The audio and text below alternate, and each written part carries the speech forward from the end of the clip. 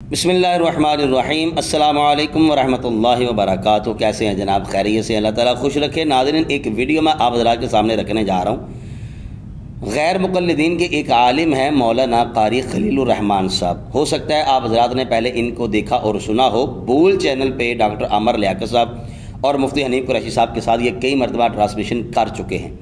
इनकी एक वीडियो है, वीडियो बड़ी ज़बरदस्त है और मुझे इससे काफ़ी कुछ सीखने को मिला और कई चीज़ें जो है वो मेरे सामने आई हैं और इंशाअल्लाह ताला इस पर जो है वो हम कुछ गुफ्तगू बाद में करेंगे, वो सुनना आपके लिए इंतहाई अहम और ज़रूरी होगी। लेकिन इससे कबल कि मैं वीडियो आप हज़रात के सामने रखूं, पहले हल्का सा एक इशारा करना चाहूँगा ताकि आपको समझ आ जाए कि बात असल में हो क्या रही है। अहले हदीस हज़रात और देवबंदी हज़रात, इनका मुतफ़िक़ा फ़ैसला है कि जब हम फ़र्ज़ नमाज अदा करते हैं, चाहे वो कोई है, फजर है, ज़ोहर, असर, मगरिब, इशा कोई है, इसके बाद अल्हम्दुलिल्लाह अहले सुन्नत में तो ये राइज है और ये बड़ा खूबसूरत अमल है कि हम दुआ करते हैं अल्लाह करीम की बारगाह में, जो हम मांगना चाहते हैं हम मांगते हैं। और नमाज जनाजा के बाद भी हमारा ऐसा ही अमल होता है कि हम जनाजा अदा करते हैं, उसके बाद हम मैयत के लिए भी दुआए बख्शिश और मगफिरत करते हैं, अपने लिए भी जो मांगना होता है हम मांगते हैं। लेकिन उलमाए अहले हदीस और उलमाए देवबंद ये इतराज़ करते हैं कि ये बिदअत है, ये साबित नहीं है। ये अलग मैटर है साबित है या नहीं। हालांकि हमारे उलमा ने अंबार लगा दिए दलाइल के, ऐसी बात नहीं है। लेकिन मैं टू द पॉइंट बात जो है वो करना चाहूँगा। नमाज के बाद दुआ करना चाहिए या नहीं करना चाहिए, उलमाए अहले हदीस का कहना ये है कि ये है बिदअत, ये साबित नहीं है।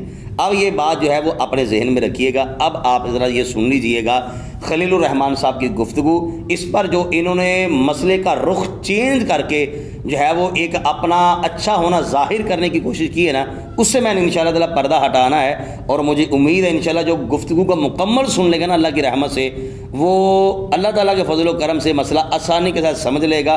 इसमें किसी किस्म की कोई शुबहात में इंशाअल्लाह वो नहीं मुब्तला होने वाला। आप सबसे पहले खलीलुर रहमान साहब की गुफ्तगू सुन लें ज़रा। बल्कि हम किसी से क्या गिला करें, सच्ची बात यह है अहले हदीसों ने तो अल्लाह से दुआ मांगनी छोड़ दी, दुआ मांगनी छोड़ दी। फतवे पे फतवा, फतवे पे फतवा, ये बिदत, ये बिदत, ये बिदत। यहां इज्तिमा नहीं कर सकते, यहां हाथ नहीं उठा सकते, यहां ये नहीं कर सकते, वहां वो नहीं कर सकते। अल्लाह अकबर। मुफ्ती सिद्दीक साहब का जनाजा था सोल्जर बाजार में, उलमा काफी आए हुए थे। एक आलिम ने जनाजा पढ़ने से पहले असर या जोहर की नमाज थी, उसके बाद जनाजा होना था, वो नमाज पढ़ाई। नमाज के बाद जब नमाजियों की तरफ रुख करके वो इमाम साहब बैठे, वो मुस्तकिल इमाम नहीं था वहां का, वो कराची के एक मारूफ जामिया से आए थे। तो इमाम साहब ने इज्जत के तौर पर अपना मुसल्ला उन्हें दे दिया कि आप नमाज पढ़ें। जब वो सलाम फेर के मुक्तदियों की तरफ रुख करके बैठा तो पहली सफ में कोई बुजुर्ग, कोई बूढ़ा बैठा था। उसने कहा कि हजरत कल मेरी आंख का ऑपरेशन है, आप मेरे लिए दुआ फरमा दीजिए, अल्लाह खैरियत से मेरा ऑपरेशन जो है ये कामयाब कर दे। तो मौलवी साहब चुप करके अपना तस्बीह पढ़ते रहे हाथों पे। वो ये समझा कि शायद मेरी आवाज इमाम साहब तक नहीं गई। उसने थोड़ा जोर से कहा। अब इमाम साहब को भी थोड़ा गुस्सा आया, उनकी भी आवाज थोड़ी तेज हो गई। उन्होंने कहा बाबा बैठ जा चुप करके, ये फर्जों के बाद दुआ करनी बिदत है, बैठ जा। वो बैठा नहीं, फिर बूढ़ा था, लाठी के सहारे कांपते कांपते उठा, सफ़ें चीरता हुआ बाहर निकला और ये जुमला कहते हुए गया कि तौबा अस्तगफिरुल्लाह, अब तक मैं ये समझता था कि ये वहाबी लोग गैरुल्लाह से नहीं मांगते, मुझे तो आज पता चला है ये तो अल्लाह से भी नहीं मांगते। कितना गलत मैसेज आपने दिया। मैं नहीं समझता कि वो जिंदगी में कभी फिर वो दोबारा अहले हदीसों की मस्जिद में आया भी। हर चीज की एक हद होती है, हर चीज की एक हद होती है। आप फर्ज के बाद दुआ मांगने को सुन्नत ना समझें, आप ना कहें यह सुन्नत है। दुनिया का कोई मुफ्ती आपसे दलील नहीं मांग सकता। आप कहें दुआ मांगना मेरी जरूरत है, दुआ मांगना मेरी जरूरत है और वाकई जरूरत है, आप ना कहें ये सुन्नत है। मौलाना इस्माइल सल्फी रहमतुल्लाह अलैह हर नमाज के बाद दुआ मांगते थे। अब जाहिर बात है अहले हदीसों को ऐसी बातें कहां हजम होती। नौजवान लड़के ने पूछ लिया कि हजरत हम उस मस्जिद में भी जाते हैं, वो लोग तो फर्जों के बाद दुआ नहीं मांगते, आप हर नमाज में हाथ उठाए बैठे होते हैं, हर नमाज में दुआ मांग रहे होते हैं। उन्होंने हंस के कहा बेटा हो सकता है उन मस्जिद वालों की सारी जरूरतें पूरी हो गई हूं, मेरी तो अभी बहुत सारी जरूरतें बाकी हैं। अरे अल्लाह से आपकी कितनी जरूरतें हैं, आपके बच्चे पढ़ लिख के बड़े हो गए, नौकरियां नहीं लग रही, ये जरूरत नहीं है अब अल्लाह से मांगे। बच्चियां जवान घर में बैठी हैं, शादियां नहीं हो रही, ये जरूरत नहीं है आप अल्लाह से कहें कि जब बेटियां तूने दी हैं तो उनके घर भी तो तू ही बसाएगा ना। इस हुज्जत से कभी मान के तो देखें अल्लाह रब्बुल आलमीन से। नाज़रीन, आपने जो है ये मौलाना खलीलुर रहमान साहब की गुफ्तगू जो है वो समाअत की है। हमारे पंजाबी में एक कहावत है, कहते हैं कि चाहे सिर जड़ा है सराने वाले पासे रख लो या सिर रख लो पैंदा वाले पासे, लक जड़ा विच गब्बे ही आना है।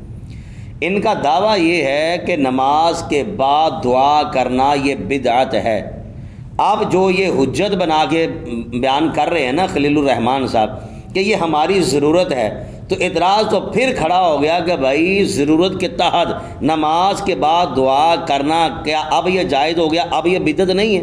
क्या नबी पाक अलैहिस्सलाम ने नमाज के बाद, आपके फतवे के बकौल, हमारा ये फतवा नहीं है, आपके फतवे के बकौल आप कहते हैं कि नमाज के बाद दुआ करना ये बिदअत है। यार दुआ मुतलकन आपने कह दिया। अब इस मुतलकन दुआ का जो लफ्ज़ आपने इस्तेमाल किया है, मुझे दयानतदारी से बताइए, इसमें कोई शर्त थोड़ी है कि ये दुआ कर सकते हैं, ये नहीं कर सकते, ये कर लो, ये नहीं करनी है। यानी कि कोई भी आप दुआ कर सकते हैं, अपने लिए करें, बच्चों के लिए करें, अहलो अयाल के लिए करें, पूरी उम्मत के लिए करें, गुरबा मसाकिन के लिए, बीमारों के लिए करें, जिसके लिए मर्जी, जो मर्जी आप दुआ करें। लेकिन जब देखा कि लोग जो है वो तंग आना शुरू हो गए, लोगों ने बातें करनी शुरू कर दी, अब क्या जनाब वो फतवा जो है ना यानी कि बिदअत वाला, उसका इन्होंने जो है वो रुख चेंज करके तो अब जो है वो ये कहना शुरू कर दिया कि ये हमारी ज़रूरत है। भाई सवाल तो फिर खड़ा हो गया, ज़रूरत के तहत दुआ करना क्या अब ये बिदअत नहीं है? अब देखिए कि किस अंदाज में लोगों को जो है ये गुमराह करने की कोशिश कर रहे हैं। हालांकि ये कोई पेचीदा, या इसको ऐसा भी नहीं कहा जा सकता बड़ा पेचीदा मसला है या बहुत ज़्यादा इल्मी मसला है, ऐसी भी बात कोई नहीं है। इनके जो पेचीदा मसाइल हैं, जो इल्मी मसाइल हैं, वो तो हमारे बड़े उलमा ही जो है वो बयान करते हैं, उसका हल निकालते हैं। मैं तो एक बिल्कुल सादा सादा सी बात कर रहा हूँ, यानी कि इसमें सिर्फ और सिर्फ बंदे के पास अक्ल और शऊर होना चाहिए कि ये तो फिर फतवे की ज़द में आ गए। लेकिन क्या है कि जो अकायद व नज़रियात इनके बने हुए हैं, हट धर्मी जिसको हम कहते हैं, उस पर यह कायम रह गया। अब मुझे एक दयानतदारी से बात बताइएगा, जो इन्होंने एक सामने पैमाना रख दिया कि जो बिदअत है हमने उस पर अमल नहीं करना, तो यार दयानतदारी से बताइए, जिस जगह पर मैं बैठा हूँ आप ये देख रहे हैं ये मस्जिद है, इस अंदाज में क्या मस्जिद बनाने की बिदअत नहीं है? यानी कि नबी पाक अलैहिस्सलाम ने जो मसाजिद बनाई थी, कौन से मसलक की ऐसी मस्जिद है जिन्होंने उस तर्ज पे मस्जिद बनाई है जैसी तर्ज पे नबी पाक अलैहिस्सलाम के ज़माने में मसाजिद थी? कोई है ऐसा? यानी कि आप देखेंगे ये मेहराब जो है ये भी बाद में शुरू हुए हैं, ये मीनार जो है ये भी बाद में शुरू हुए हैं। अब ये लेंटर वाली मस्जिद, कालीन बिछी हैं जनाब, पर्दे लगे हुए हैं, पंखे लगे हुए हैं, एसी लगे हुए हैं। हर मस्जिद में कौन सी मस्जिद है जहाँ पर ये, अब इसको क्या कहा जाएगा मुझे बताइए? इस तरह अगर चलते जाएँ तो जो हज़रत साहब ने खुद वास्किट पहनी हुई है, मुझे बताइए आप उसके बारे में क्या कहा? क्या नबी पाक अलैहिस्सलाम ने लिबास पहनने का तरीका नहीं बताया? हुज़ूर नबी पाक अलैहिस्सलाम का लिबास मुबारक नहीं था? यानी कि अगर इस एतबार से देखा जाए तो यार ये तो सांस लेना मुश्किल हो जाएगा।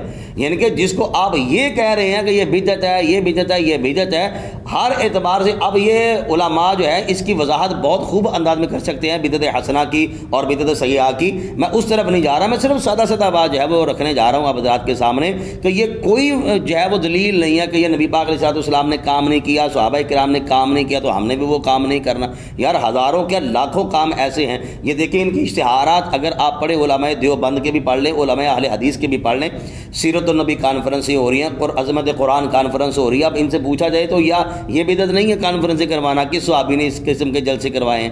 یعنی کہ دیکھیں کہ جب اپنے اوپر آتی ہے تو مسئلے کی نوعیت جو ہے وہ چینج کر لیا کہ ہم لوگوں کو کیا منہ دکھائیں گے, لوگوں کو ہم کیا جواب دیں گے, کیا ان کو سمجھاتے پھریں گے. یار لوگوں کے لیے آپ نے مسئلہ جو ہے وہ بدل دیا ہے, تو کیا امت کے لیے اور نبی پاک علیہ السلام کو خوش کرنے کے لیے, اسلام اور دین کے لیے آپ وہ حقیقی والا مسئلہ نہیں بیان کر سکتے جس سے امت کو فائدہ ہو نہ کہ گمراہ؟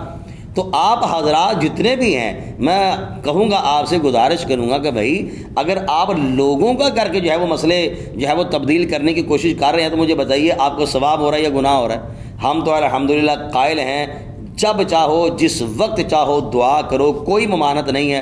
اللہ عطا کرنے والا ہے, اللہ تعالیٰ سننے والا ہے, فریادوں کو پورا کرنے والا ہے. جو مانگو صدق دل سے مانگو, اللہ خوش ہوتا ہے مانگنے والے پر, اللہ تعالیٰ عطا فرماتا ہے. عطا کرنا یہ اس کی شان ہے.